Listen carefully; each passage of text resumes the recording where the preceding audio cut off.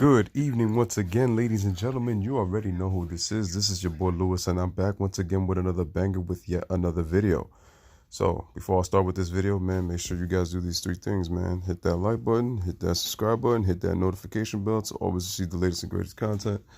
Truly appreciate you guys for always taking the time to watch my videos, and at the end of each video, like I always say, make sure to like and share this video. Truly appreciate you guys. It always will only help make the channel grow. So without further ado, let's hop right into this. So what I wanted to do is I wanted to take a trip back down memory lane. And this is what's going to prove how great of a player Michael Jordan is. If you look at the title right there, it says Chicago Bulls 1991 championship season.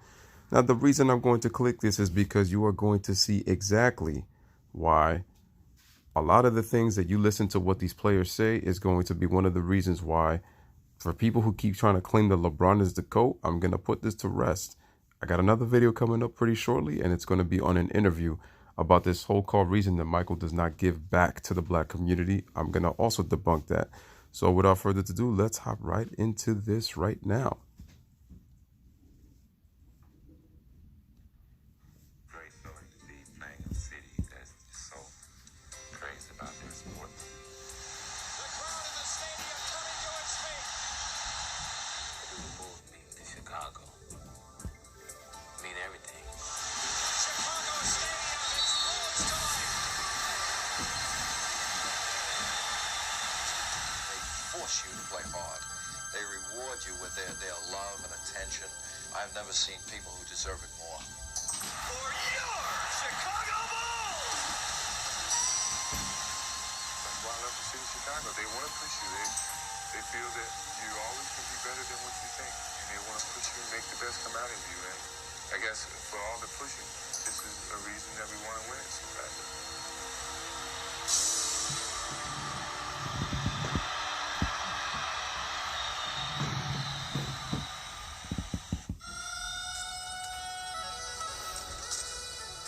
The Chicago Bulls ended the 1984 season with the second worst record in the NBA.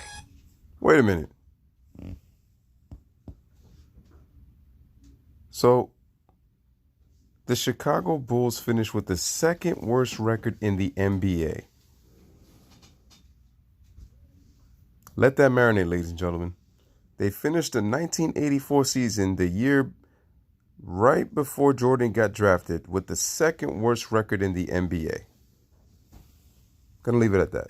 And a 19-year history of unfulfilled championship dreams. Oh, I'm sorry. What were the Bulls before Michael Jordan? Because people keep making this thing like if Chicago was such a winning franchise when Jordan came into a losing situation. They had the second worst record in the NBA. But yet people keep making it seem like if Jordan entered this winning situation with a winning organization, when they've had 19 years of ridicule before his arrival. But that spring would not be remembered as a time of disappointment, but rather as the dawning of a new era. The Chicago Bulls pick Michael Jordan. Here's Jordan down the middle all the way. Here's Michael Jordan on the drive. Oh, yeah. Man, Jordan was so quick back in his day, man. Here's a kaboom. Jordan with 41. They love it here in the stadium. Oh, yeah, the fans sense what's happening. The Bulls suddenly possessed the most exciting player in basketball. And as Michael Jordan soared, so too did the battered hopes of Chicago fans. As Michael Jordan soared, so did the hopes of the fans in Chicago. So Jordan really did make the team better because he had an undeniable impact. And people talking this nonsense, man, acting like MJ had no impact on the game or the organization of the Chicago Bulls. And the minute he came in, they became a winning franchise.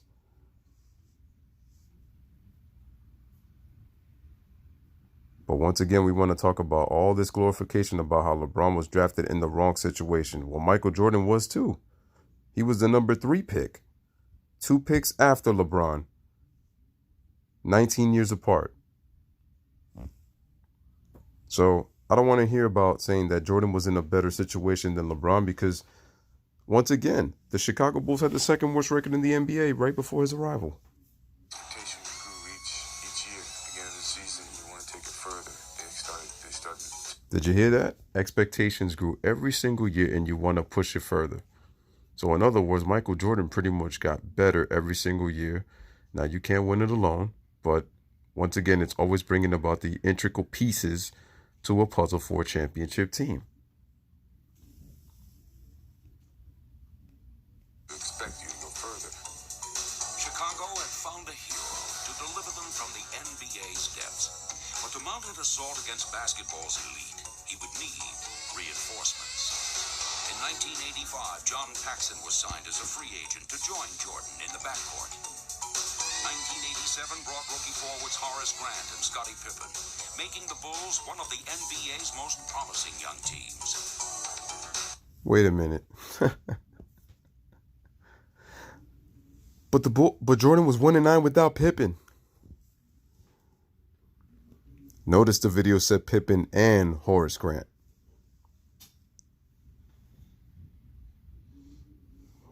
And later in this video, you are going to see, as they just said, that the Bulls were one of the more promising young teams. When you're a promising young team, that doesn't mean you're a champion team just yet. It means you're on the rise. That means you're on the level of the cusp of greatness.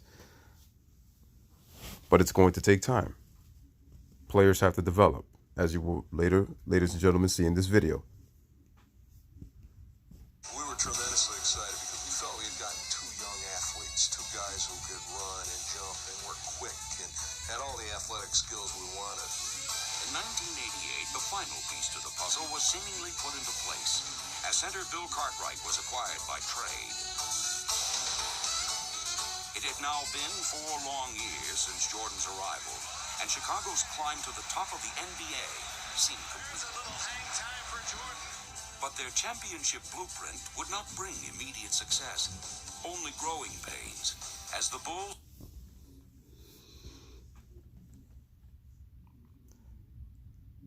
The championship success did not come right away, but growing pains. But yet, the LeBron apologists and these fanboys want to continue to say that Jordan was 1-9 without Pippen. As you will see later in this video, why does you think it says 1991 championship season? But I digress. found out that their true journey was just beginning. A journey. Did you hear that?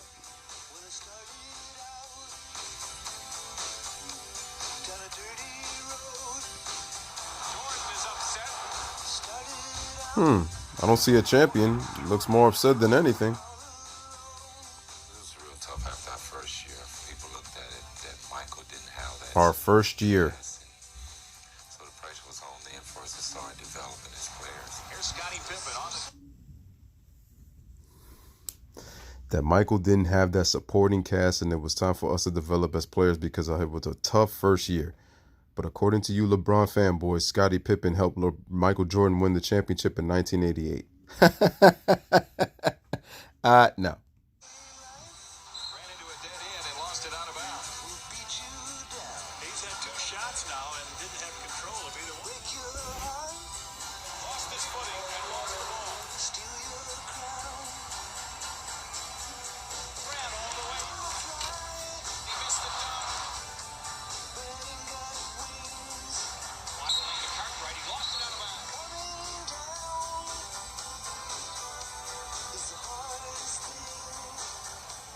We knew that if we were going to be a good team, that we'd have to have other people step up and do the job. Scottie coming hard on the drive. Takes it all the way to the rack. Nice move by Pippen. Horace Grant doing the dirty work. I think each one of us took it upon ourselves to make each one of us better players. And the coaching staff, they were... Hey, did you hear that? Horace Grant said everybody took it upon themselves to be better players. You know what that means? They took a level of responsibility and accountability to become better players. definitely patient with us. Hey, didn't I say that? I think the I said that in my videos that Horace said the coaching staff was very patient with them. Things don't happen overnight. You don't gel as a team overnight. The chemistry has been a few years in the making. And we've gotten more comfortable with each other on the floor, more confident in our abilities as a group. It's a combination of so many things. This is why I keep telling y'all that if LeBron James makes his teams better, why is it that it took the Bulls so long to get their chemistry down pat? And once they got their chemistry down pat, that's what makes a championship team. It's a mixture of components. And you see how the Bulls built themselves up from the draft and signings. Different time. But once again, this just proves to you how a team came together to become winners. This is the right way on how you build a championship team, ladies and gentlemen. This LaFrentz era that we're talking about, guys trying to fraternize and team up, this right here just goes to show you how the Bulls built themselves to a dynasty.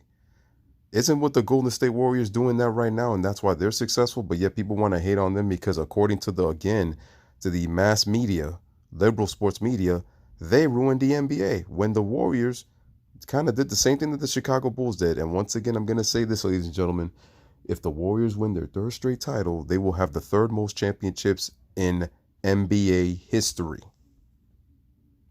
And once again, Steph Curry has a chance to win 4 rings. Klay Thompson has a chance to win 4 rings.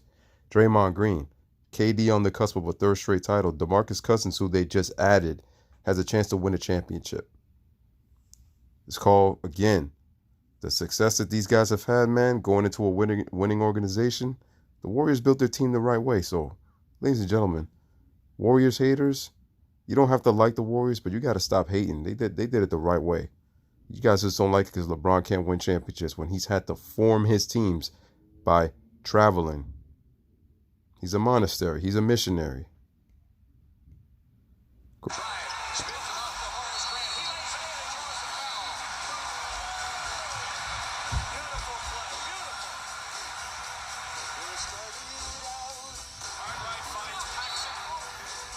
This is what you see, progress.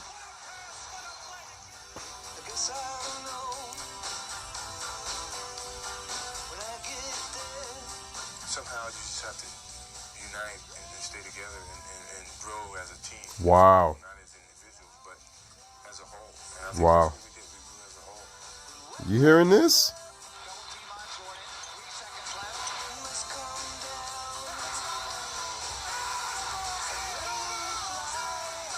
Unity. Come together as a team.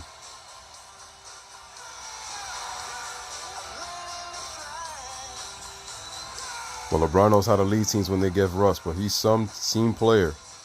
I told you, LeBron is a great player, man, but the dude is spoiled, man. Jordan stuck it out to the good and the bad.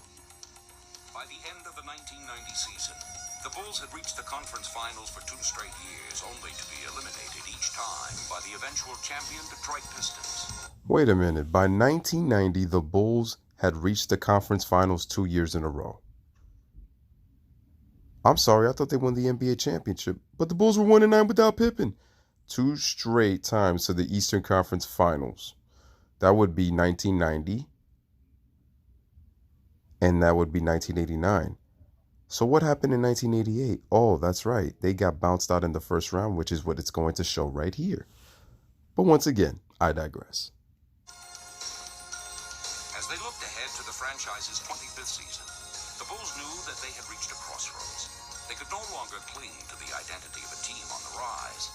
If their championship dreams were ever to become a reality, they knew that the 1991 season would have to be the time. I mean, it was something that we said, wait till next year, we're going to get back. We're going to overcome this hill that we keep getting up to and can't get over. Overcome this hurdle that they keep getting into. So, in other words, Michael Jordan stuck it out, and the Bulls got better and better each season, right up until they reached their maximum to where they no longer were a potential team, but they were becoming a great team. So, once again, Jordan developed physically and mentally along with the rest of the players on this team. Stuck it out through the bad times, and you're going to see what it results to. 1991 season began with a familiar pattern. 3 seconds. Jordan's four-shot shot to left. Michael Jordan saves the day. There were spectacular victories, and there were painful losses.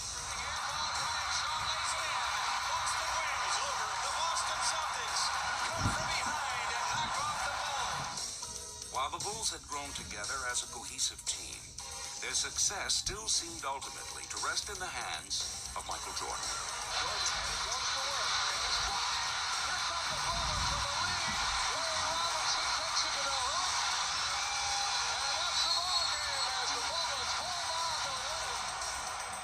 If the Bulls were to take the final step in their maturation, they would have to learn to share more equally in that burden. You can't have a guy that averages 35 or 38 a game and win championships. Other guys have to be involved. Nice pass, Michael.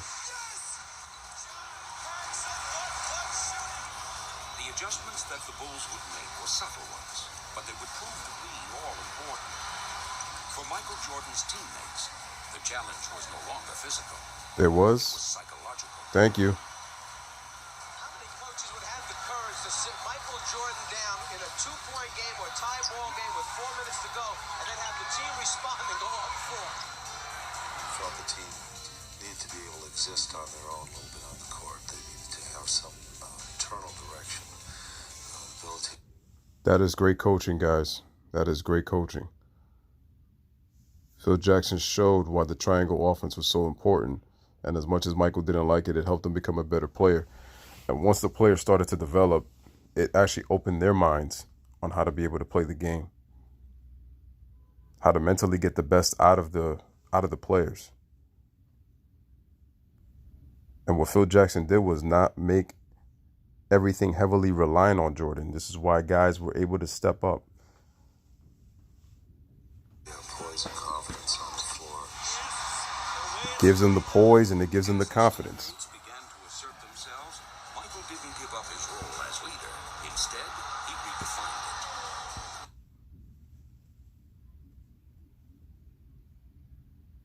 it. Hey, did you hear that? Redefine his leadership role. So, Michael, what do you have to say about the fact that people keep saying that LeBron James is a better leader than you? Let's hear your thoughts. My role on this team as a leader is a utility. Step in and plug in the holes wherever we're lacking something. As the season progressed, the Bulls. When have you ever seen LeBron plug in the holes on his team as to where they're lacking? Where he does whatever it takes to win a ball game. But yet he's so conscious of the stat sheet and looking at the stat sheet on the benches, which I keep telling you that Max Kellerman exposed LeBron. What did he do? LeBron is aware of the advanced metrics. He is very conscious of his statistics. LeBron knows what he's doing out there. Once again, I never said that LeBron is not a great player. But is Jordan just said it best. He's redefining his role as a leader, plugging in the holes on what you need to do in order to help the team win. When can you recall LeBron James plugging in holes on where the team is lacking? When I keep telling you that the entire team has sacrificed their game for LeBron James's play style. Define new heroes every night. And a different way to win.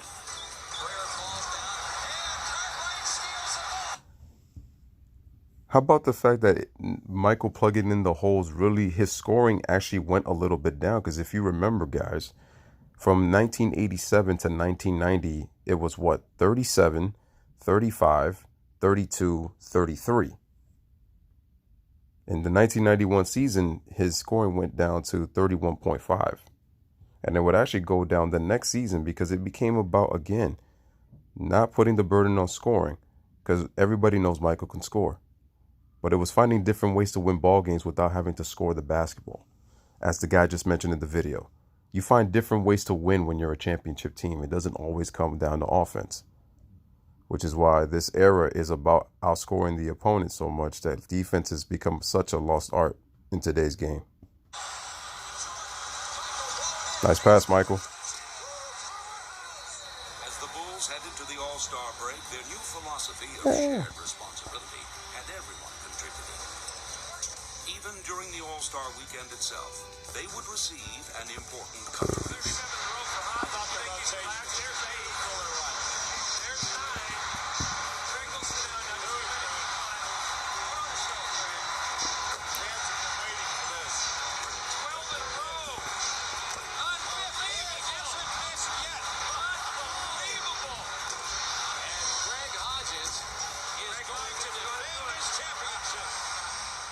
Greg's got this great attitude. He comes out, he's got himself up, he wins a three-point shooting contest.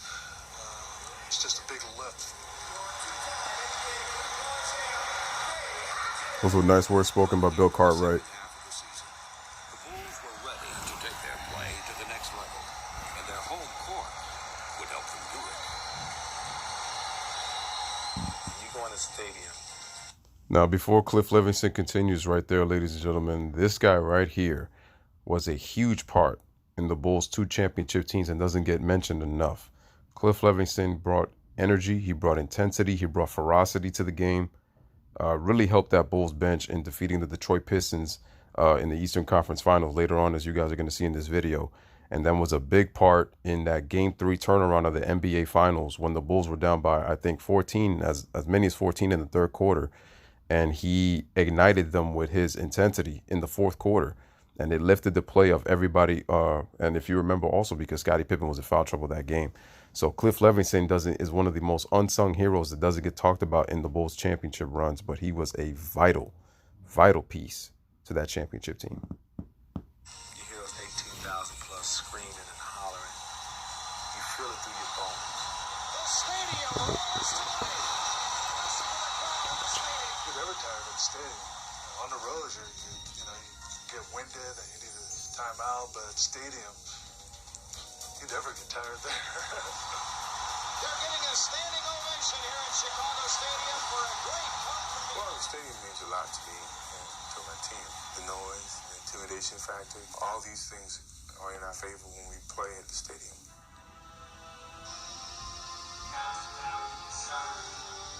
The Bulls would put their home court advantage to good use. With 2 long homestands ahead of them, it was time to make their move.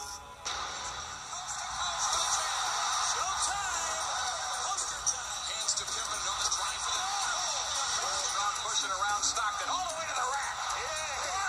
When Detroit was hurting, and I think we was a couple game up on Boston.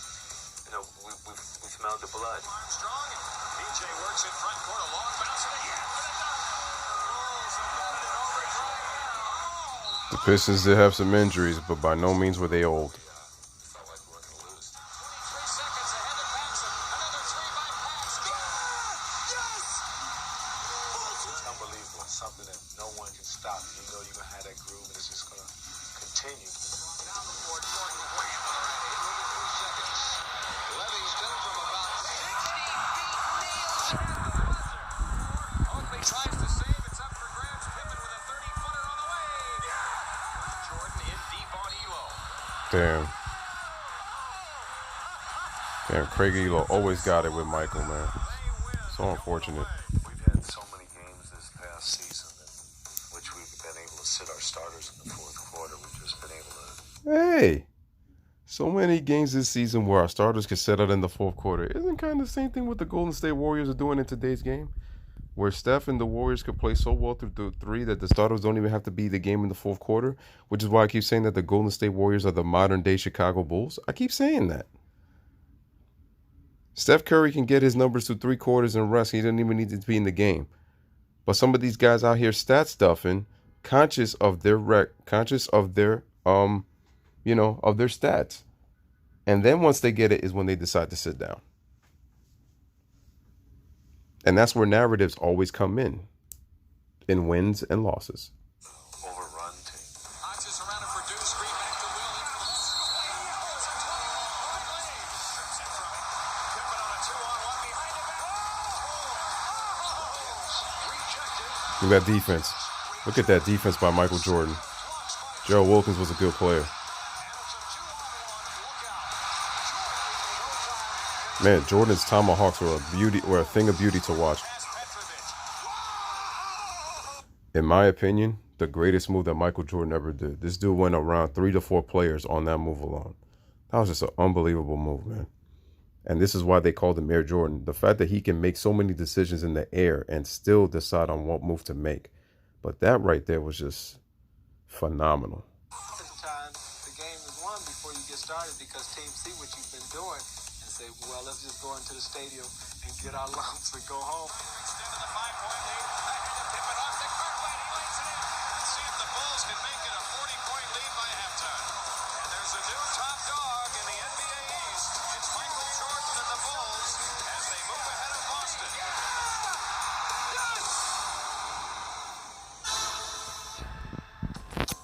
As the season drew to a close, the Bulls had left the Pistons and the Celtics trampled in their wake. Collecting a franchise record 61 victories, they had stormed to the best record in the East, assuring themselves of the home court advantage through the conference finals.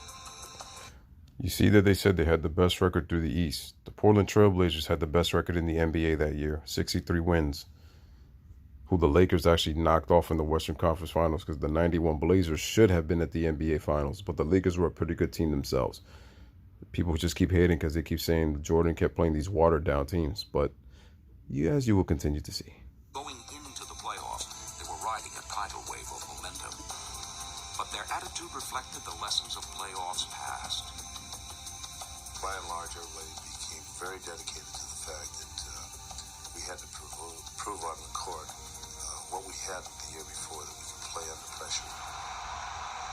The first opponent, unlucky enough to find themselves in Chicago's path, were the New York Knicks. Damn, my poor Knicks. And the Bulls simply stampeded over them.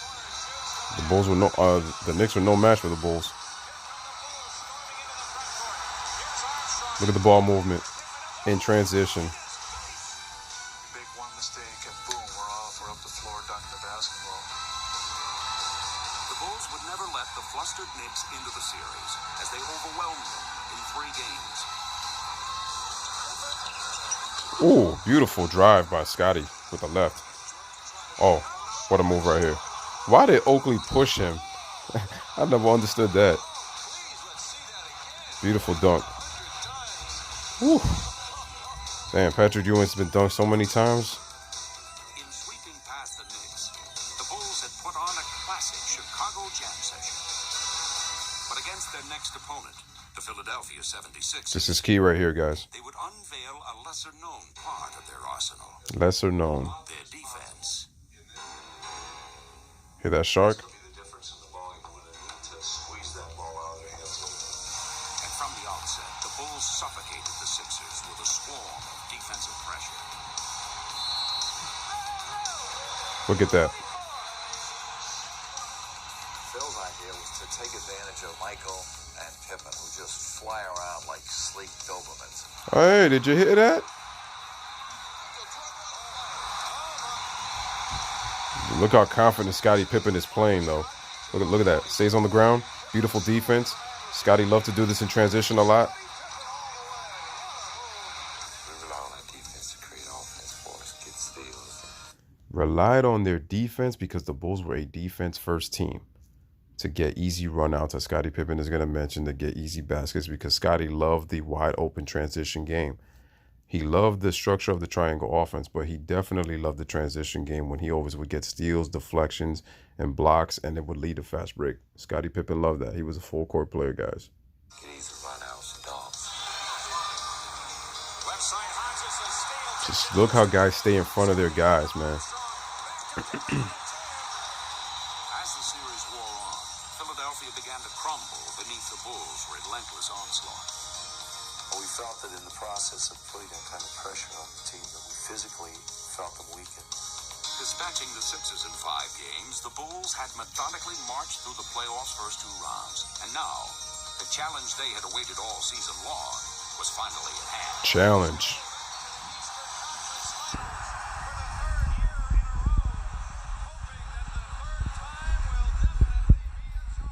Ladies and gentlemen, he was the key. He was the key.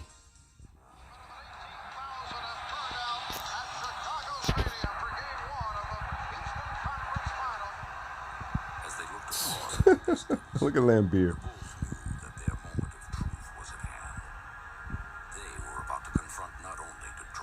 Yep. but also the ghosts of Pistons past. Wow.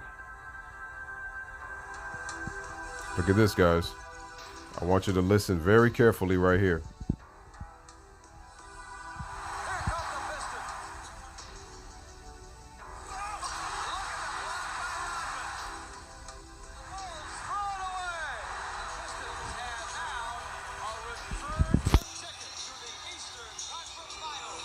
Oh, wait a minute. Did you hear that? The Pistons are returning to the Eastern Conference Finals. Wait a minute. But Michael Jordan was 1-9 without Pippen. The Bulls lost in the second round in 5 games.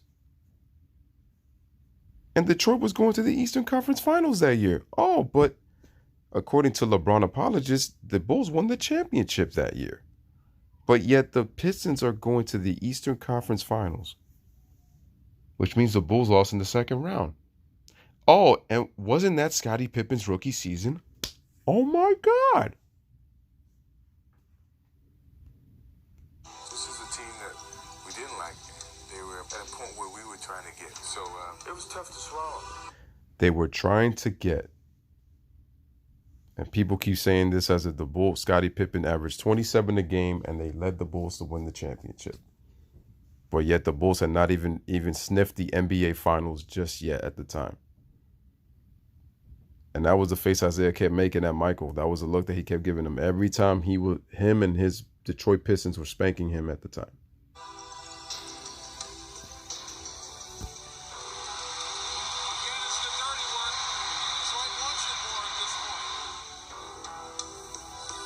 Look at Mark Aguirre, man.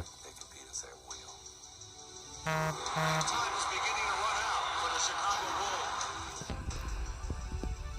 We were tired of this feeling.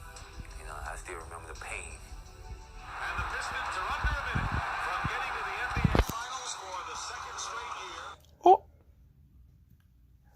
But Jordan was 1-9 without Pippen, and yet they're about to make the finals for a second straight year because the Detroit Pistons went to the NBA Finals in 1988. Also, they just lost in 7 games to Magic Johnson and the LA Lakers. But yet Jordan was 1-9 without Pippen, yet the Bulls failed to make the NBA Finals, failed to make the finals in 89. They didn't even make it to the Eastern Conference Finals the year before. We were in total despair. They had done it to us again. They had beaten us. The winner of this game plays Portland for the NBA. That's Game 7 of the Eastern Conference Finals in 90. And the Pistons want to make Jordan pay. They do little things to frustrate us. And the Bulls overreact, and Pippen lost his cool for a moment. We fell apart, and the pressure that we had on us came to play. Oh, but the Bulls had Michael Jordan had Phil Jackson.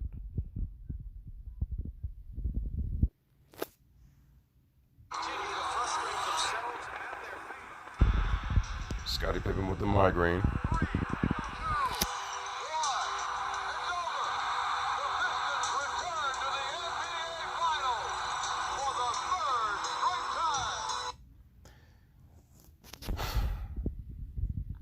You see how idiotic you pundits are looking? Phil Jackson was there in his first year, and they did not even go to the NBA Finals. Were they close? Yes. But they did not go to the finals that year. And all you guys who keep with these myths, oh, Jordan had Phil Jackson. Jordan was 1-9 without Pippen. Yet 88, 89, and 90, none of those 3 years, Michael Jordan went to the NBA Finals at the very least. And you guys talking all this damn nonsense. This is why you guys are looking like fools right now. Phil Jackson did not win in his first season as head coach with the Bulls. And look at Jordan's face, man. Despair. And real quick, even after that, Michael Jordan shook the hands of those Detroit Pistons players even after they lost in Game 7. And there's actually he does an interview after the game, and he says it's still not our time yet. You know, we were close, but we're still not ready. You know, they're the better team. So he showed his respects, and he was very respectful and shook their hands after the game. Jordan showed a lot of class, but nobody ever wants to talk about that.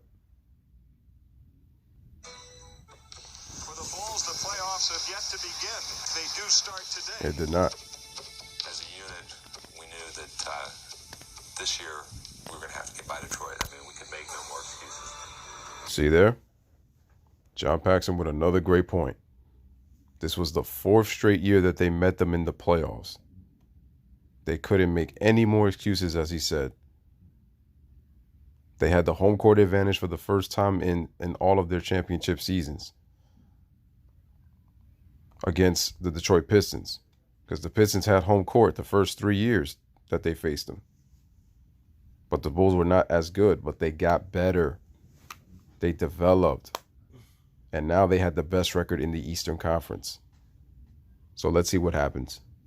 This year's annual confrontation would finally be played under Chicago's terms. We had any confidence at all. It was the fact to know that we were going to play with the home court advantage. That was crucial because we knew we could beat these guys at home. The Bulls had worked all season long to change the series setting. Now, they were determined to change its plot. It's not going to be the same story. Boldly revising the script, Chicago fearlessly took aim at the heart. And look at the Bulls taking it to the Pistons. Takes it into the lane, hands it off to Horace Grant inside, he lays it in. Jordan, moving the move on Duval. The Bulls on fire. Detroit sounded the alarm and called upon their bench to match fire with fire. Mark Aguirre should be in the Hall of Fame. Everybody's saying the bench is better than ours, but rougher than you guys. Listen to Cliff Livingston, guys. You guys don't want to tank with these guys. You guys going to lose just like you did before. When it came down to play them, the bench, we took it all upon ourselves. We said, look here, we have to go out there and show it to them. Rising to the occasion, the Bulls bench would make their message clear.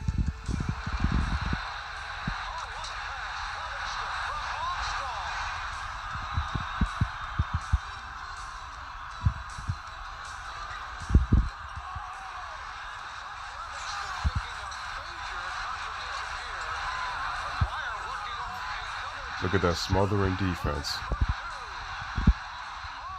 Look at the passing. Look at the passing. Craig Hodges, another integral part.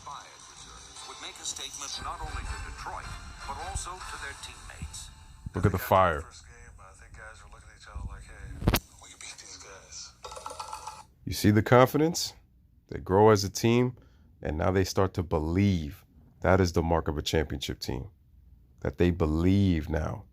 The players are developed, they're confident, they're playing together as one, and they now believe all together they can beat that team that has been a nightmare,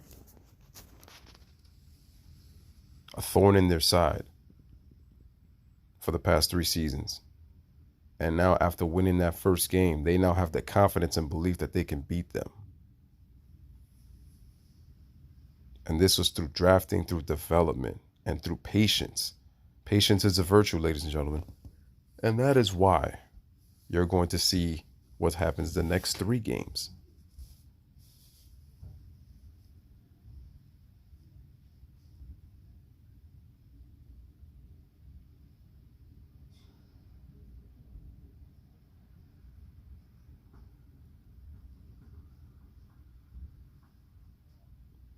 Sorry, I had to rewind it.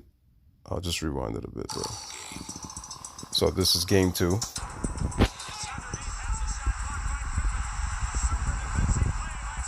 His maturity was very huge.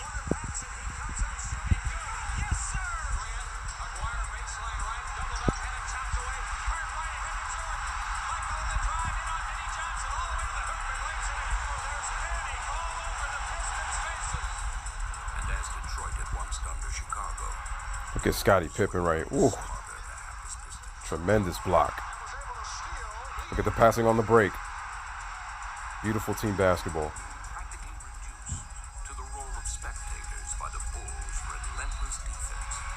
Relentless. What were they going to do, Scottie? They would have to accept the beating that was given. Facts. An exasperated Detroit team had taken their lumps at the hands of Chicago. But the ever-defiant Pistons retained their swagger. Usually we'll capitalize in that situation, but, you know, we're a great team, back-to-back world champions. We'll be back. We're not just going to go down without a fight. I mean, a serious fight. The next game they win, if they they win, it's going to be the hardest game that they've ever handled in their lives. True to their words, the Pistons employed their personal brand of survival tactics. We had to take the physical aspect of their game, and we talked about playing through that kind of thing, and the guys were ready to do that. They were mentally very tough. That was the thing. They grew up mentally. They were no longer intimidated. Look at the physicality. Look at the physicality, ladies and gentlemen. Look at that.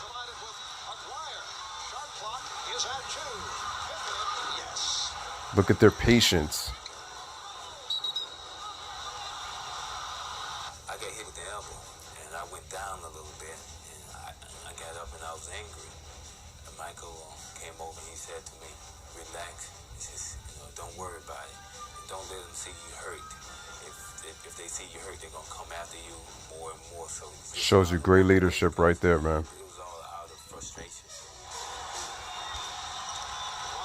Watch this little hip check by Rodman. Ooh. In the past, we would break down mentally and become individuals, which is the way they want you to be. But as a unit, when everybody's contributing, we were very strong and we were able to overpower them. Did you hear that? Michael dribbles out to Pippen. Left side packs it. He comes up shooting. It's in. Oh, Johnny Paxson. Yes, stuck on automatic. What a great shot maker. The Pistons would cling to their game plan, waiting for their pressure to rattle the Bulls. Listen. They don't execute great in this situation. They'll throw up the wild shot and play good defense. But the Pistons would wait in vain. The Bulls were ready for them mentally. It didn't matter anymore. Their tactics didn't work anymore because Michael Jordan mentally had figured it out along with the Bulls. Pistons who would lose their composure. You can only do something for so long. Predictions had turned out to be empty promises. They thought they could intimidate the Bulls, and once the Bulls mentally got through that hurdle and were mentally tough, the Pistons were pretty much done. I felt like we was going to sweep them, and I said before the series even ended that we were going to sweep this team. Pippen and the Bulls had put the specter of past defeats behind them. They would now look to complete their sweep. And Detroit's could do nothing to stand in their way. More than anything else, Scotty showed more discipline. He didn't retaliate. He didn't try to... Thank you, sir. Craig Hodges just said it right there, guys. Scotty showed great discipline. Something that LeBron has not showed in his losses. He's had a lack of discipline. And I've said this before, guys. LeBron has been entitled to a lot of things in his career. He thought that he could have things handed to him, and this made him wanting to work less as hard, like not wanting to earn. Look how long it took Jordan to get a championship. We keep saying, okay, LeBron, it took 9 years. It took him a little bit longer, but once again, Jordan stuck it out through the process. It's not that LeBron didn't, but once again, discipline. Discipline is such a big word. It's a very strong word. But go on, Kirk Hodges. Keep going, sir. Reezy just played basketball, and I think that showed them that they couldn't intimidate us. And after they couldn't intimidate us, I think they felt like we were better ball players. Which is why I keep telling LeBron, just play basketball. But he cares about what the media thinks. Driver's seat when they were reacting out of frustration. Totally dominating the Pistons, the Bulls reveled in their long-awaited vindication. And they did it as a team, guys. Great feeling for these players to know that they had such control and such domination of a team. They were able to dominate the Pistons because they stayed in control, they stayed poised, and mentally they were on a different plateau. And I felt this year when we faced them, we were ready. We believed in ourselves. Thank you, Michael. The system that we've been under for the last couple of years. Believed in themselves, believed in the system. That's true leadership right there. And that is why they got by Detroit. And what's so crazy was Michael was he showed a lot of class every time he lost. the Pistons didn't do it on the other hand, but there's a reason before that. And Isaiah does admit this later on, that he should have took the high road and shook their hands. He mentions how he was only treating them the way that the Boston Celtics had treated them when they had knocked them off. And Kevin McHale gave him words of advice like, don't just be happy that you're there. You know, try to go out and win it. But that was a big key, as you can see. It's gratifying when you get to that point. Everything that they had always thought that they could take from us, we had took it back. With Detroit's hasty exit, the Piston nightmare was finally over. And for the first time, the Bulls were moving on. To get past those guys was almost a championship, but not quite. In beating Detroit, the Bulls had dispelled any remaining notions that they were just the Michael Jordan show, as they even accepted the MVP trophy as a team. But that was not the story that the media chose to focus on, as the Bulls prepared to... But anywho, I'm going to do a part 2 on this, where we focus on the Bulls versus Lakers in the NBA Finals. Once again, ladies and gentlemen, this is your boy Lewis, man. Just wanted to show that championship video just to prove what it took for the Bulls to get where they're at. Now I'm going to do a part 2, like I said, and I'm going to show you, like, again, we're going to go through the highlights on how the Bulls actually won their championship in 5 games against the Lakers. So once again, let me know what you guys think in the comments on this championship video and why I proved that Jordan is, how he was able to deal, again, with all the obstacles and the adversities in his career. He stuck it out, and they were able to do it together. So this was Lewis back with another video, man. Like, subscribe, hit that notification bell. Always appreciate you guys, man. As always, man, bless up, one love, peace. Thanks for watching.